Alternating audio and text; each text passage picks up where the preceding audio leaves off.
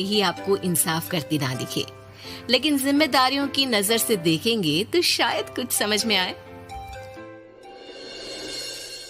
ये क्या है बहू, सुबह से घर का काम करती रहती है, फिर ऑफिस जाती है और बच्चों में लगी रहती है। अरे ऑफिस क्यों नहीं छोड़ देती, या फिर घर के लिए कोई नौकरानी रख ले। कैसी बात कर रही है माँ, जानती तो है ना अभी इनके ऊपर कितना लोन है। थोड़ा ही सही मदद कर देती हूँ तो अच्छा लगता है, और अभी उनको मेरे पैसे की जरूरत भी तो है। सुधा चंदर को बचपन से प्यार करती थी। एक ही मोहल्ले में खेल कूद कर बड़े हुए दोनों।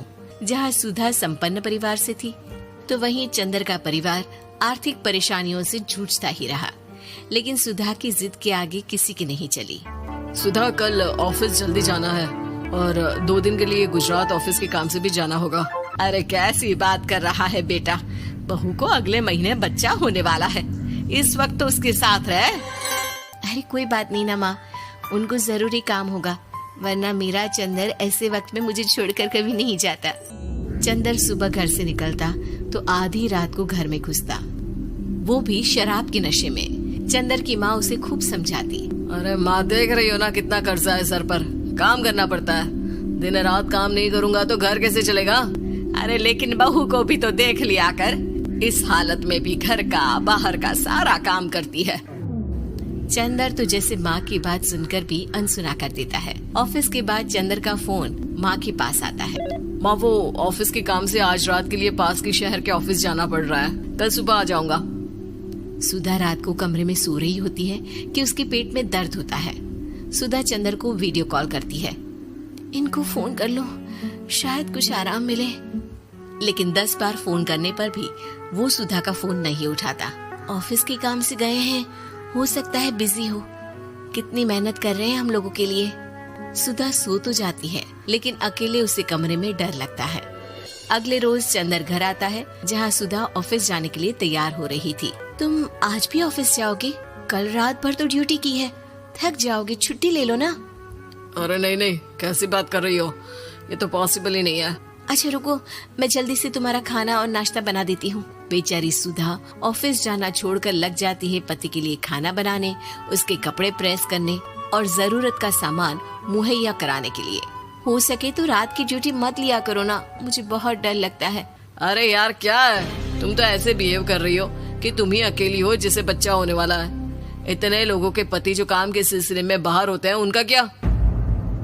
सुधा को चंदर के मुंह से ये बातें अजीब लगती है। अरे हुआ क्या है तुमको? पहले तो तुम मेरा कितना ख्याल रखते थे, मेरे पास रहते थे, मेरी दवा से लेकर खाने पीने तक का सारा ख्याल। और अब इस बार तो तुम एक दफा भी मेरे साथ डॉक्टर के पास नहीं आए, क्यों? अरे पागल हो गई हो क्या? पागल वाली बात कर रही हो। काम धंधा देखो या फिर तुम्हें लेकर टहलता फिरूं। और मुझे शुक्रवार की रात को काम से निकलना है, सोमवार आऊंगा। सुधा को समझ में नहीं आता कि क्यों अचानक से चंदर को फील्ड का काम मिल गया है। लेकिन एक दिन, सुधा, मैं और चंदर जरा एक रिश्तेदार के घर जा रहे हैं, तुम भी तैयार हो जाओ, घर में अकेली कैसी रहोगी।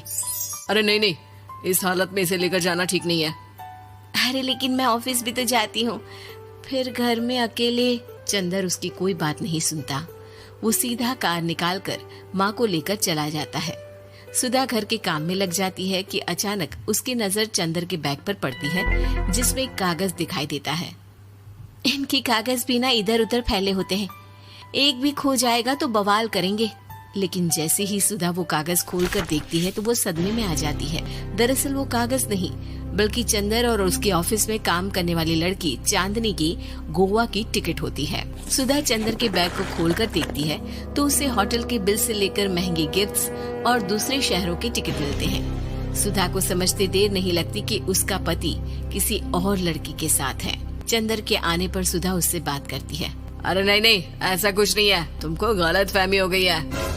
लेकिन जब सुधा के सवाल तीखे हो जाते हैं तो चंदर को अपनी गलती माननी पड़ती है और वो सुधा से माफी मांग लेता है। सुधा फैसला कर लेती है कि वो चंदर को छोड़ देगी। बच्चे और सामान को लेकर वो घर से निकल ही रही होती है कि सास उसे रोकती है। कहाँ जाएगी बेटा, रुक जा। चंदर को सुधा का जाना खल नहीं रहा था। वो झूठे मुंह भी उसे रोकने की कोशिश ही नहीं कर रहा था। सुधा चंदर को देखती है और मायके चली जाती है। मायके में माँ कहती है, अरे आज से कैसे घर छोड़कर आ गई? कौन सा चंदर तुझे छोड़ रहा था? माफी तो मांग ली थी ना। देखो बेटा, बेटी डोली में जाती है और अर्थी में ही निकलती है। पर पापा, मेरा आत्मसम्मान, उसका क्या?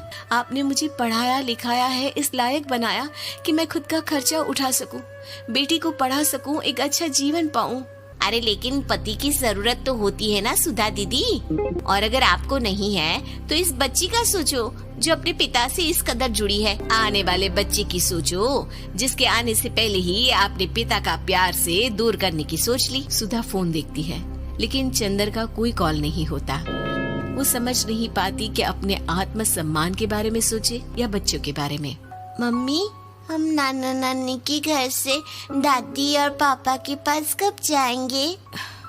नहीं जाएंगे बेटा, अब यहीं रहेंगे। नहीं मम्मी, मैं पापा के पास जाऊंगी, मुझे दादी के साथ रहना है। और मेरे साथ? हाँ, आपके साथ भी तो, सबके साथ माँ। देखो सुधा दीदी, आपके सर पर पिता का साया होना जरूरी होता है। अपने घमंड के लिए पिता और बेटी को अलग मत करो। सुधा अब सामान उठाकर अपने ससुराल जाने लगती है, लेकिन मन में सवाल रह जाता है कि जिसे दुनिया घमंड समझ रही है वो उसका आत्मसम्मान था। चंदन ने माफी जरूर मांग ली, लेकिन कभी ये एहसास नहीं दिलाया कि वो सिर्फ उसी का है।